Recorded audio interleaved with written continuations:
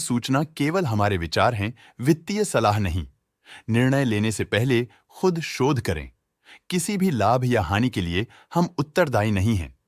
आज हम देख रहे हैं शंकरा बिल्डिंग प्रोडक्ट्स लिमिटेड के 2024-25 Q4 की standalone financial performance. Starting with the sales, पिछले क्वार्टर से सेल्स में 21% का इंक्रीज हुआ है, मगर कंपनी ने पिछले साल के मुकाबले 18% का सेल्स इंक्रीज रिपोर्ट किया। Expenses 20.5% quarter on quarter increase हो गए हैं, जो साल भर के 17.5% के राइज के साथ अलाइन करता है। क्वार्टरली एक्सपेंसेस के कंपैरिजन में सेल्स इंक्रीज होना दिखाता है कंपनी ने अच्छा परफॉर्म किया। ईयरली कंपैरिजन दिखाता है कि कंपनी ने इस साल अपनी परफॉर्मेंस में सुधार किया है। ऑपरेटिंग प्रॉफिट, जो पिछले साल के कंपैरिजन में 32% अप हुआ है, quarter on quarter around 32% increase हुआ है। Operating profit margin (OPM) annual basis पे 0% से इंक्रीज हुआ है और पिछले क्वार्टर के कंपैरिजन में 0% से इंक्रीज हुआ है। एक्सेप्शनल आइटम्स को ऐड करके अदर इनकम पिछले क्वार्टर के कंपैरिजन में 103% बढ़ गई, बावजूद इसकी ईयरली डिक्लाइन -68.5% हुई है।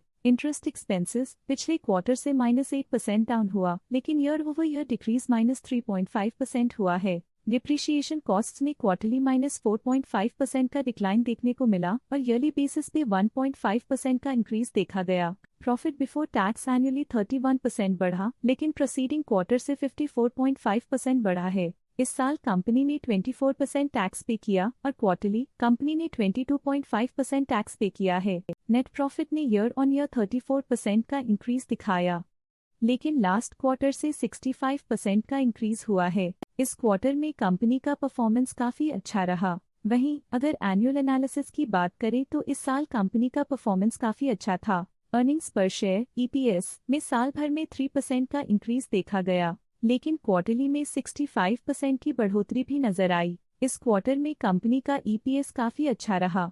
शंकरा बिल्डिंग प्रोडक्ट्स लिमिटेड के फाइनेंशियल स्नैपशॉट को रिव्यू करते हुए कुछ मुख्य ट्रेंड्स सामने आए हैं जो कंपनी की परफॉर्मेंस पे रोशनी डालते हैं। मार्च 2022 से मार्च 2025 तक शंकरा बिल्डिंग प्रोडक्ट्स लिमिटेड की फाइनेंशियल जर्नी में सबसे पहले बात करते हैं सेल्स की। इस साल सेल्स में 8% की वृद्धि हुई है और पिछले 4 सालों में 126% की वृद्धि हुई है, जो एक निरंतर अपवर्ड ट्रेंड को दर्शाता है। पिछले 3 साल से सेल्स लगातार बढ़ती जा रही है, जो मार्केट एक्सपेंशन और कंज्यूमर डिमांड में वृद्धि को दर्शाता है। अब बात करते हैं एक्सपेंसेस की। इस साल एक्सपेंसेस 8.5% बढ़े हैं और 4 सालों में 128% का इजाफा हुआ है। इस साल हालांकि एक्सपेंसेस सेल्स से थोड़ा ज्यादा बढ़े हैं, मगर ग्रोथ रेट्स का करीब होना स्टेडी ऑपरेशनल कॉस्ट को दर्शाता है। इस साल ऑपरेटिंग प्रॉफिट -6% कम हुआ, लेकिन पिछले 4 सालों में 57% का इजाफा हुआ है। इस साल ऑपरेटिंग प्रॉफिट में कमी आई है, लेकिन पिछले 2 साल की वृद्धि रेजिलियंस को दर्शाता है, जो एक अस्थायी मार्केट को संकेत करता है।